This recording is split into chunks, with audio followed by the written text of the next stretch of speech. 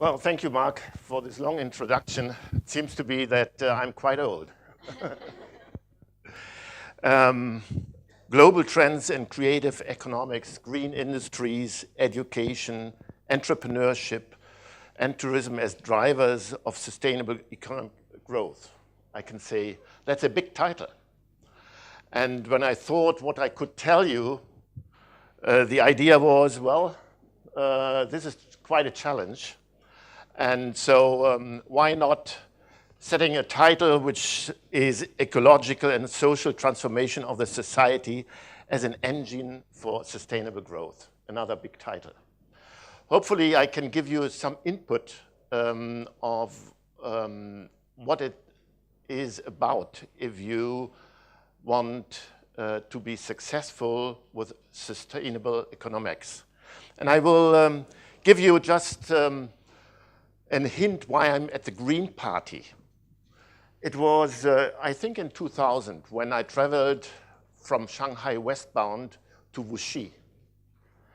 And I happened to come across the third largest sweet water lake of China, which is Taihu.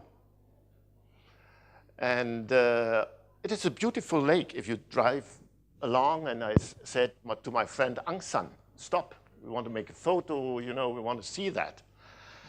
So we stopped, we left the car, and immediately it came to my mind, it was smelling, heavily smelling.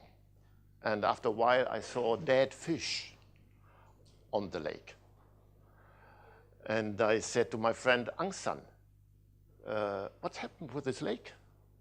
Well, he said, you know, the fast industrialization, there may be some wastewater problems we have.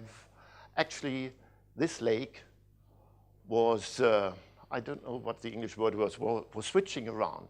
You know, it was completely destroyed at that time. So I said, Ang San, how can you do that? Because I know that we Westerners, we eat to live, and the Chinese, they live to eat. So I said, how can you dare? You know, you need the fish. And he said, oh, well, if it is not coming here from the lake, we have the infinite ocean where the fish is coming from. So don't worry, you will find enough fish in China, which was right at that time.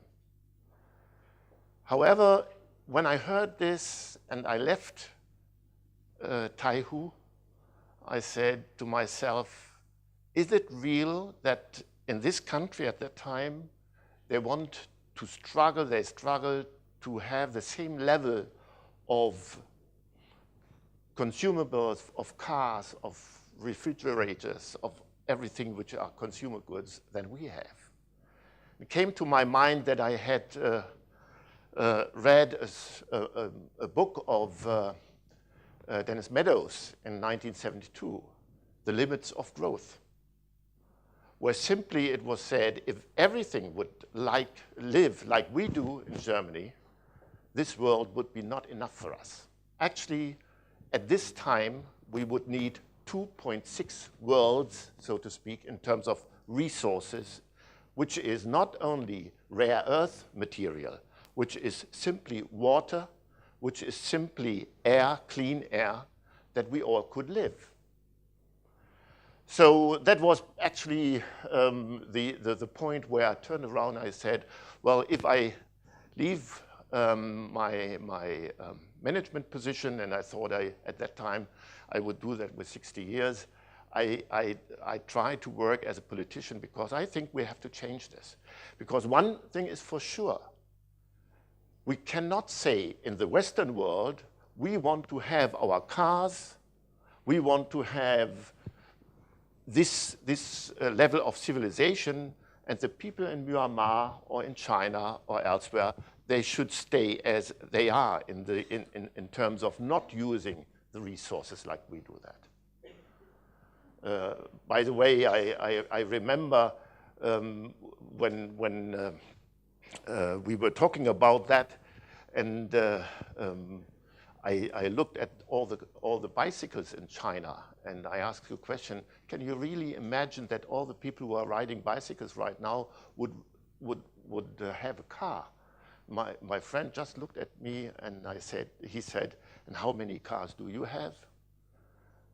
And I said, "Well, I have a car, my wife has a car, my son has a car, and my daughter has a car." And he didn't have to say anything more.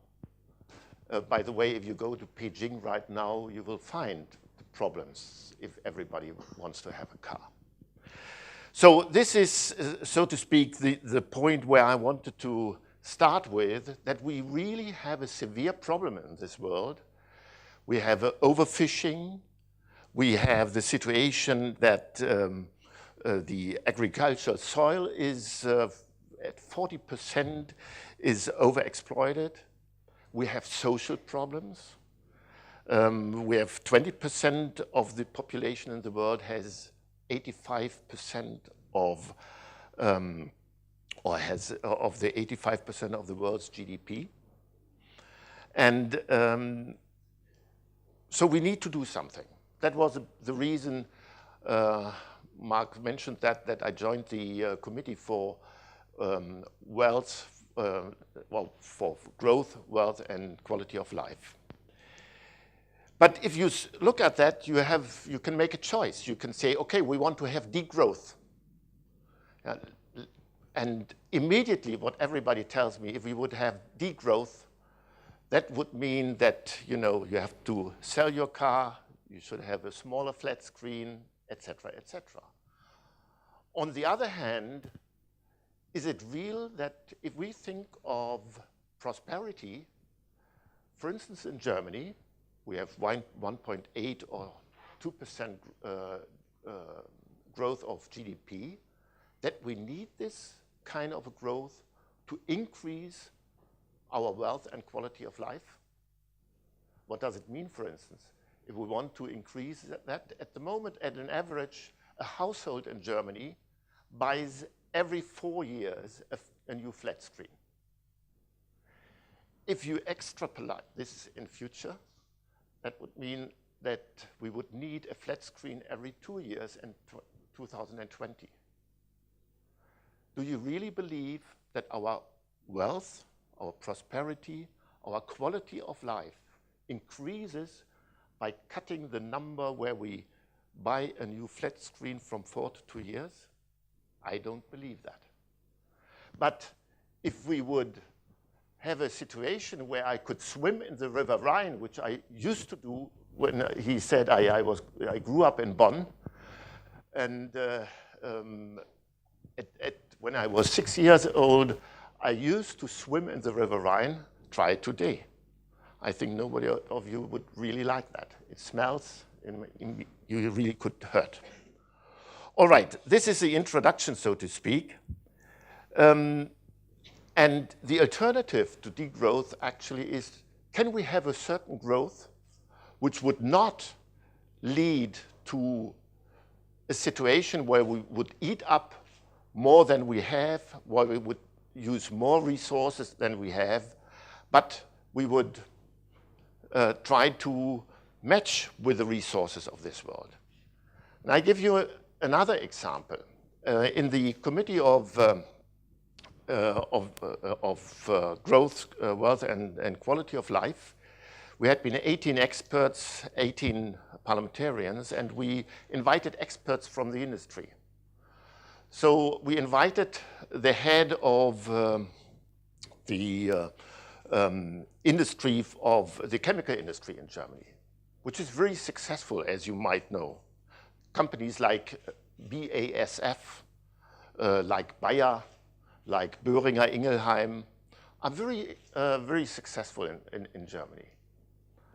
And it was really amazing when this person said, well, the reason why we are so successful is because of the environmental laws which we had in the 70s. And by the way, in the social framework as well. So, and I remember that in the 70s, when politicians said, we want you to clean out your wastewater. We don't want you to use any more chloride or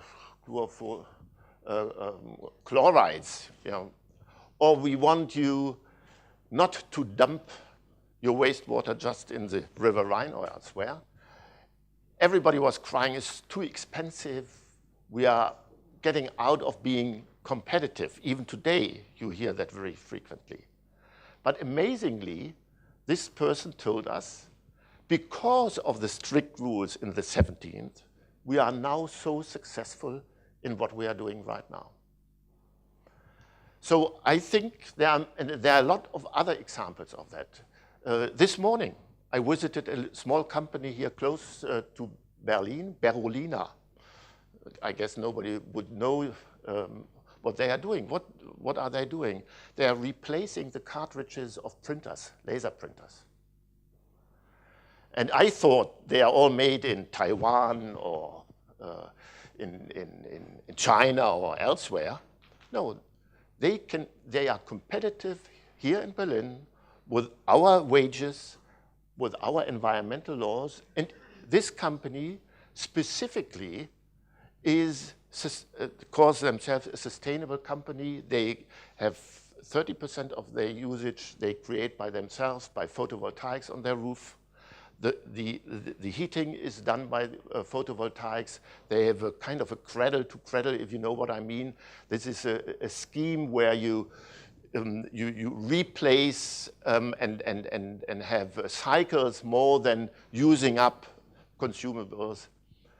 So they are very successful with a green kind of in this field. I mean, if you know cartridge, you go in a shop and say, what is the price? You don't ask, unfortunately you don't ask, how long will that last? How many prints you will have out of one cartridge? But they're very successful in the B2B business because the people do count. Do they need to replace their cartridge once in a year or second or 3 times in a year?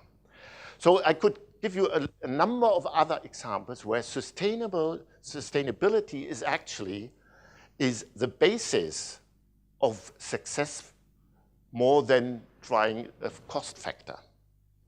And the same is true for what we call the social environment. Mark mentioned that I worked 25 years for SCHOTT. SCHOTT is a company actually which has no private ownership. It belongs to the Carl Zeiss Foundation. There's no private ownership. Nobody is taking money out of that. It's not a public company. Well, SCHOTT itself is a public company, but the ownership is a non-personal foundation.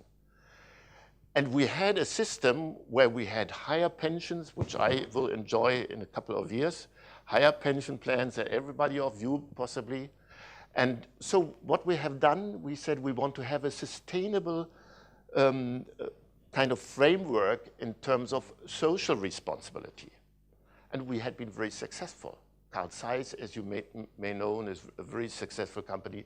And if you have an oven top of Ceran, everything is made by SCHOTT. So I could give you a number of examples. The only point is, and this is very important, and that's the first lesson to learn, you will not have a 3 years return of investment.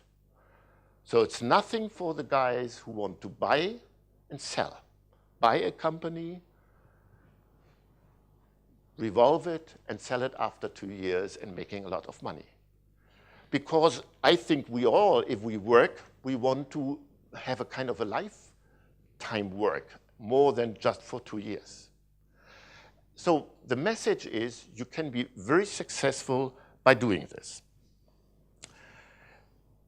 And if you would try to elaborate that now in some specific fields, and I will mention one of them. I lived 2 years in Japan, and Japan suffers and suffered at that time and still suffers of what we may call deflation.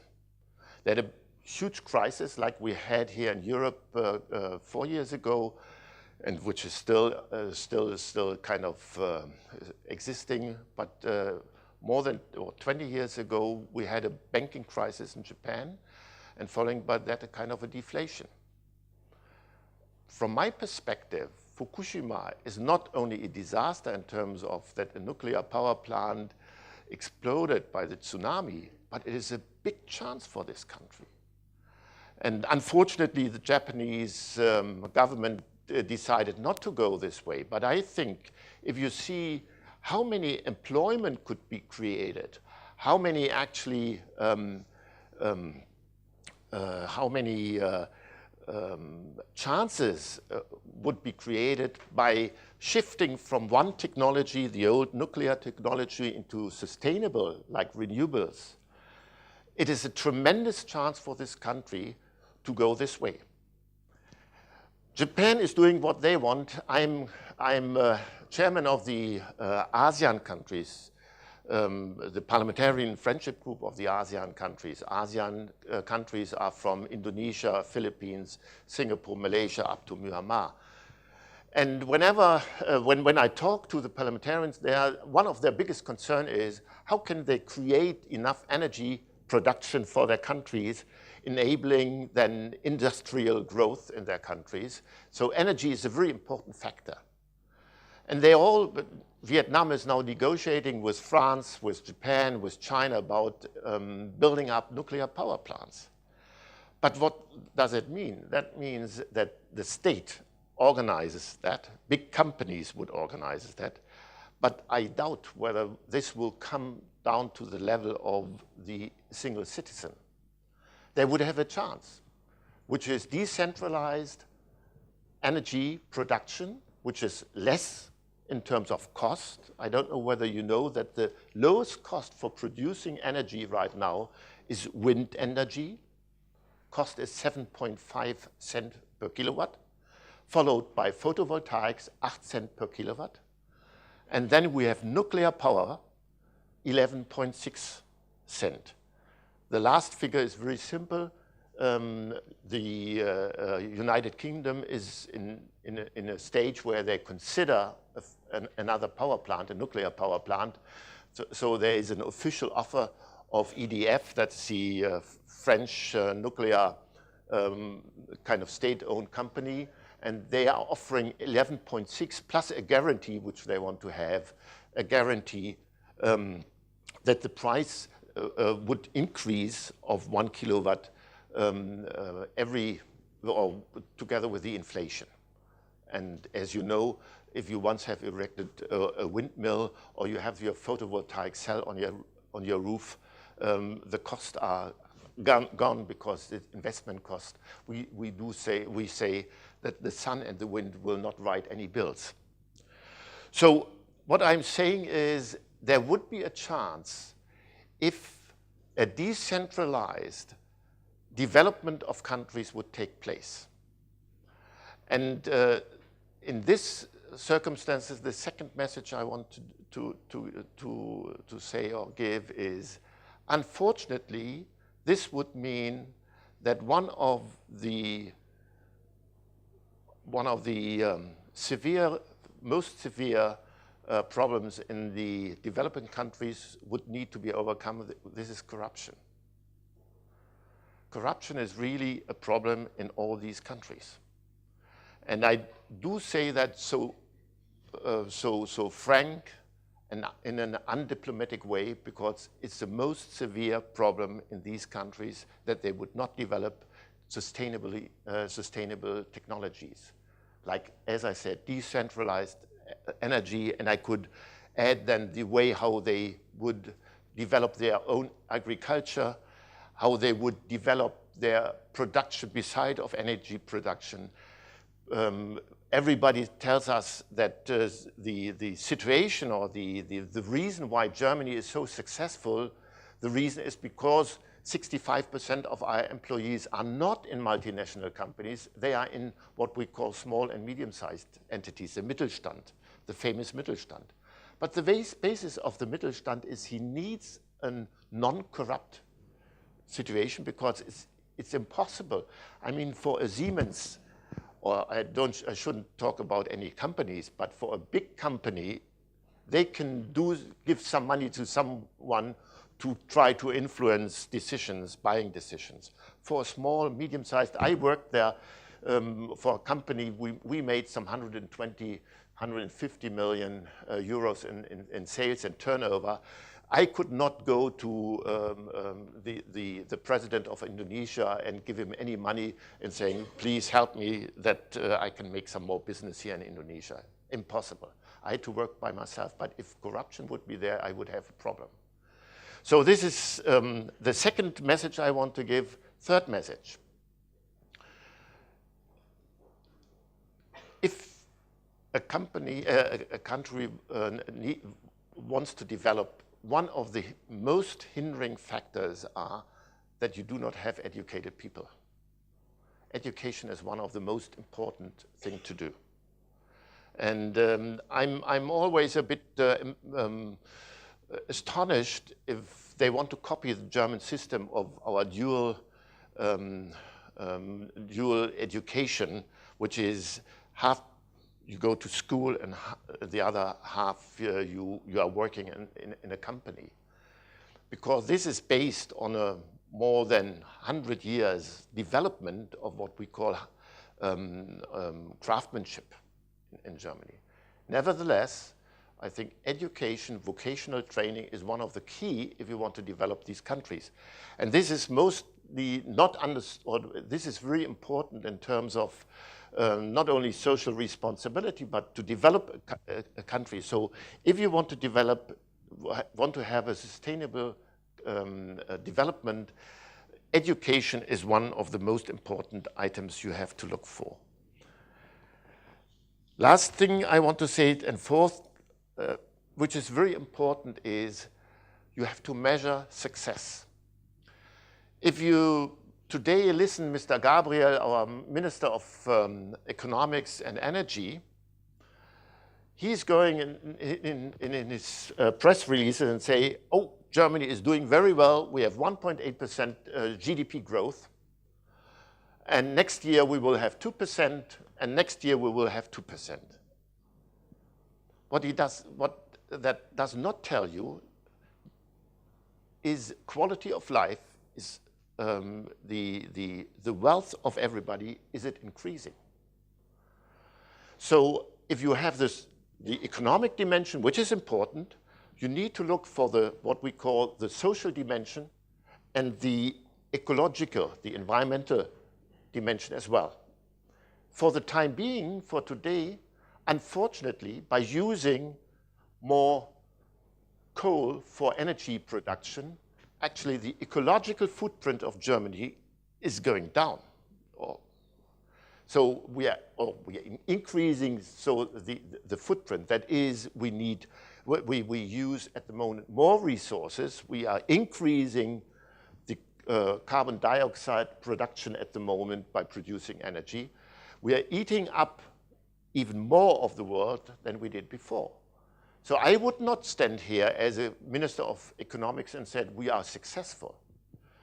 Fortunately, and the other dimension is a social dimension, which is normally the unemployment rate, or could be the Gini factor. If you know what that means, that it is the Gini factor describes actually the spread of income and wealth of an economy. Actually, this stopped at 2005, so we are in a rather good situation. But concerning the ecological footprint, actually, things are getting worse. And I think this is very necessary that you start to think not you want to increase growth. By the way, you increase growth by having more accidents in a society, but to look for the real measurable social dimension and ecological dimension. I think this is very important. By doing that, you need to have, as I said, a long-term breathe.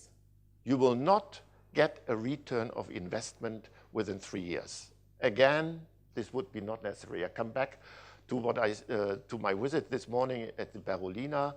I asked this question, and they said we had a huge program to reduce our energy. For instance, we have shifted from this kind of light to LEDs, which use 10% of the power which these lights use, but you have a return of investment which is 6 years. You will not find a better return for a lot of programs you need. By the way, if you buy, or if you build your house or you build a factory, you would not think in 3 years terms. You would think in 30 years terms or even longer. So I think it is definitely not hindering, but it is supporting. It is supporting good profits on a long term if you have this long-term perspective. To end up, I would give the message, and we, as a member of the Green Party, we have this saying, with green ideas to write black figures. And the key message I want then to summarize that is, when people say, we cannot afford sustainable production, we cannot afford this social dimension, we are just looking for the wage of our employees, and if we would increase that by X, we would get out of production. We would not produce anything here in this country if this would be true, because the level of our wages, the level of our income is definitely higher than in many other countries. So just by looking at this situation, you would say, no, that can't be true. And the level, by the way, of our environmental, say, regime is far higher than in many other countries. Again, I'm saying, and this is the basis of the success of the German Mittelstand or the German society right now. So why not copy that? So this is the key message I would give. Don't be afraid of, say, the Greens. Don't be afraid of green technologies. Actually, if you look into details, you will find out that actually the sustainable thinking is a basis of success and not hindering success. Thank you.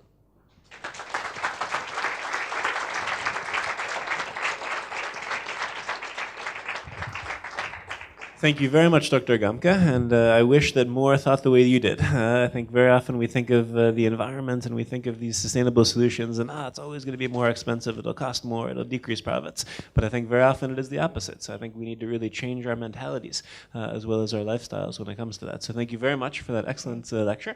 And we'd be very happy to welcome your comments and your questions. So if you could raise your hand if you'd like. We have a first row here. And as always, if you could briefly introduce yourself so that Dr. Gambke knows who you are. Hello, I'm Tamas, and I'm working here at the ICT as an intern.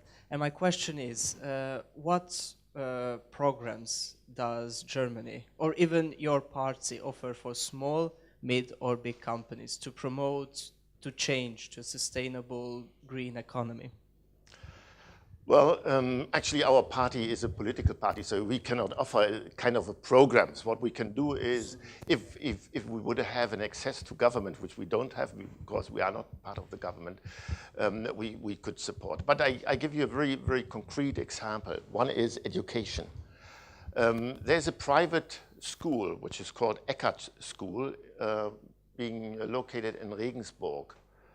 And what they did is, they said, the most important thing is to educate people in other countries and not at universities. This is another program, but academic, say, education is kind of a thing which everybody is aware of.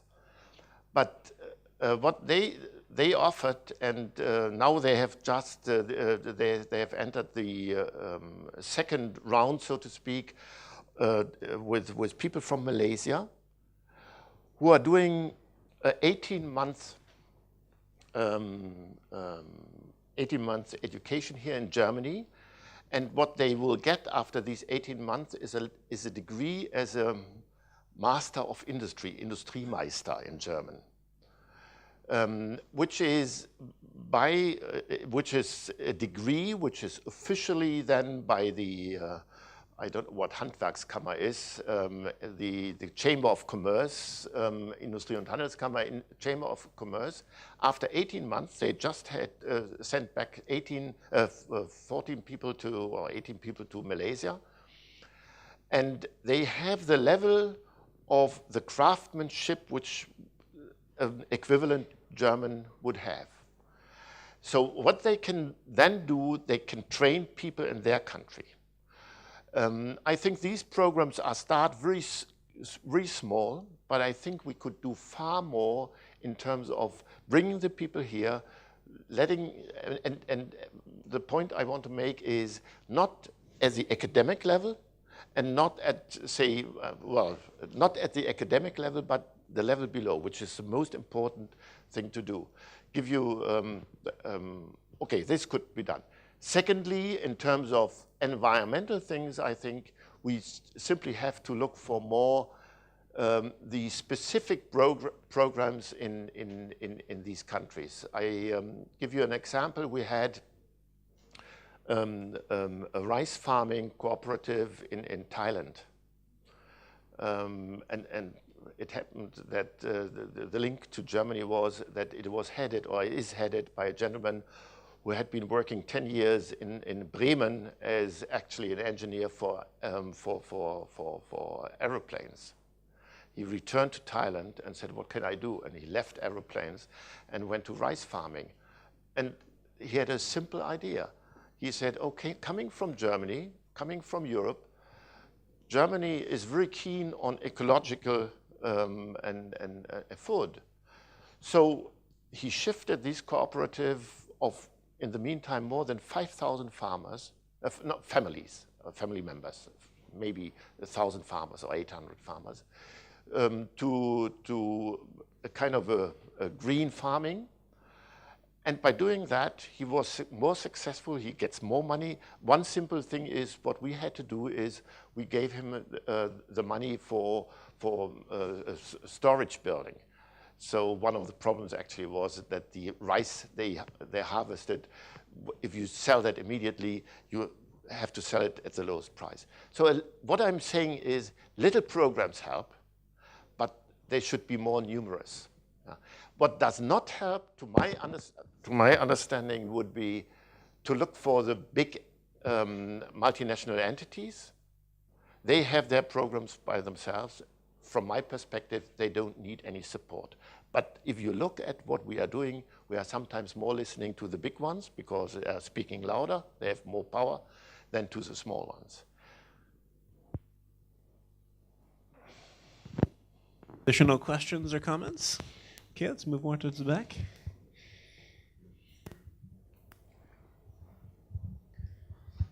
Hello, my name is Tamiloy, and I'm also an intern here and a student in Berlin. And I wanted a comment maybe from you, because today I think we can't distinguish between economy and financial markets anymore. And as we were talking a lot about the long-term revenue that you can gain from sustainable economy, I just wondered if it's still possible in our times of financial markets who are looking for short-term revenue to really establish something like this on a national level or on a EU level or on a global level. So I would like to have your comment on this challenge and how we can maybe face it. Thank you. Very good question, because absolutely right. The pressure from the today's structure of financial markets are on short-term revenues, short-term returns. So one of the key issues, absolutely right, would be to reconstruct actually financial markets, to try to keep them away from making the quick dollar than for long-term investments. And there are a lot of specific little items to change.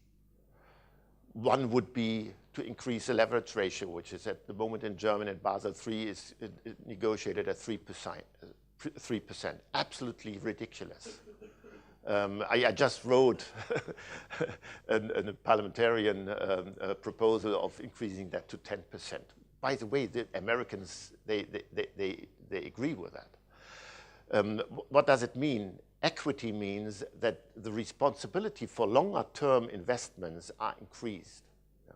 What we do, another little thing, is to increase equity or to allow equity increasing in small and mid-sized companies. Very complicated. Now I would come into very details of how to reconstruct that. But there are means to do so. To simply say the derivatives, is it derivatives? Yeah. We should control them. What do they really include? The FTT, the financial transaction tax, would be another thing. If you have a tax, like you have an added value tax on any goods, my perspective is you should have an added value tax, so to speak. You could argue whether there's an added value. But you had an added value tax on financial transactions as well, which is definitely not 90%, but far lower than 1%, but would be enough. Because the high frequency of the financial market would be a bit slow down. So there are a lot of things. The specific questions you did, we need to have a reconstruction of our financial markets in order to allow more sustainable in the, production area of entities, yes.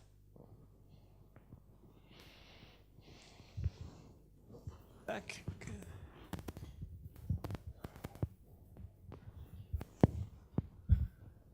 Thank you, sir, for your interesting presentation. My name is Brice. I'm French. I'm also an intern at the ICD. I would like to go back a little bit on the education issues you were talking about. Nowadays, always more people are living in big city, and well, there's a lot of local initiative coming always from civil society with like urban agriculture, with composting and reusing it for agriculture and so on. Do you think, have you ever think, or I don't know, about concrete technique and strategy to lead people to appropriate themselves those kind of sustainable way of living in city, such as recycling more and always more? Because like if I just compare France and Germany are recycling so much more than us. I don't think it's just a cultural aspect. There's also a question of education, as you said. So is there any strategy or technique you have to educate people to the sustainable behavior? Thank you. Well, I think the most important thing actually is I'm not so familiar with France, unfortunately, although it is very close to us, but I'm very familiar, as I said, with Asian countries. And for instance, I lived in Singapore for 4 years. I think it is a kind of an education. It's simply, I guess even here, but if I would make if I would ask the people on the street, is it expensive, is environmental and education, or to educate people, is it kind of a cost factor?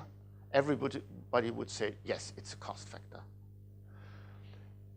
And I try to make, like what we have here. We have this 3 years education at the level of people who, I don't know the English word, the Gesellenprüfung, who after 3 years would be a craftsman.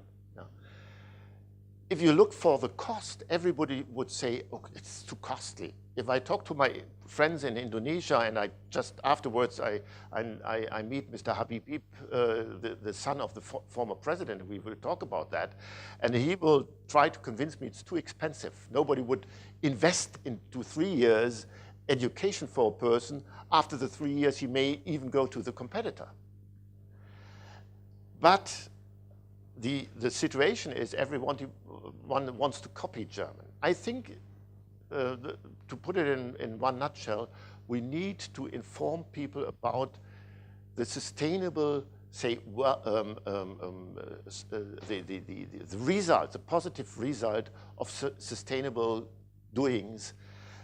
I can explain that in a very, very detailed and very many items, and I think the best thing is what we can do is to say, look to Germany. If you want to copy that, just be as we are. And I think this is a very convincing fact. By the way, that's the reason why a lot of people like me are nowadays traveling around in Germany and trying to push what we call Energiewende, the change of the energy consumption, because everybody is looking in the world is looking at us, and they say, okay, it's funny that to live with wind and sun, and all the volatile kind of an energy production. But if they can do that as a highly industrialized country, I think everybody would follow us. So I think simply the answer is look for the good examples and follow them. Yeah.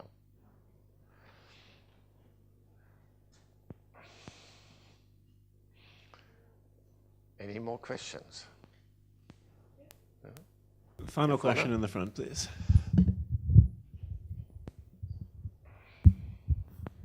Hello, Dr. Gambke. Thank you for your speech. I have such question. I made a conclusion from this conference that to be creative, actually, if you need to be competitive, you must be creative. Yes. But in a very competitive environment, we have winners and we have losers. And can we expect that in such global competitive environment, we can have social sustainability? That's a very good question, because I think there's I wouldn't say a conflict, but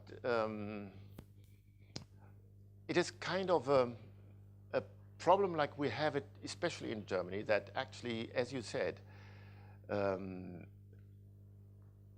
if you are taking the risk of starting something new, you have always not only the risk means you can win, but you can lose. And what does it mean to lose is no income possibly, loss of the money you have spent. And this is kind of a part of, I think, German society where we, and actually I say it very, very loudly, I have not a good answer on, is how can we increase the, say, acceptance of a situation where there might be winners, but there might be, let me say it very frank, losers as well. And what kind of network, social network, and that comes to your question, we need to say, okay, if somebody who would be on the loser side because his creative idea didn't work out, what could we do? And I think, thing where we Germans would think, okay, we have to guarantee a certain minimum income. We are very close then to talk about Hartz IV and others. Where I think the most important thing is to say, oh, he has done something very good because he took the risk, although he lost. And this is a kind of acknowledgement of people who took the risk, which, as he mentioned, I lived in San Diego for quite a while, and I know America very well, where they are definitely ahead of us in terms of, if somebody says, okay, I'm risking $50,000 and unfortunately I failed, nobody would blame him. And they would even give him, say, oh, he's kind of creative, you know, and he even would get more for the next, definitely the people would look rather thoroughly whether what he would try to make with the money if you would get it, if you would give it to him. But I think they say risk means that we can win and that we can lose, and we wouldn't blame him for that. And this kind of thinking is not really developed in this country. We say, okay, if somebody loses, the only question is how much money we give him, what was the Hartz IV level, so to speak, we want to spend for him. And that's not the right one. I would say, did he learn his lesson? So I can give him the next 50,000 Deutschmarks because he now knows what he's did wrongly, so to speak, and the next one he will be successful. But this is not the thinking we have in this country. And I say that as an entrepreneur, I created my own business, and it was really, really difficult to get the money for that. But we have made our second million right now.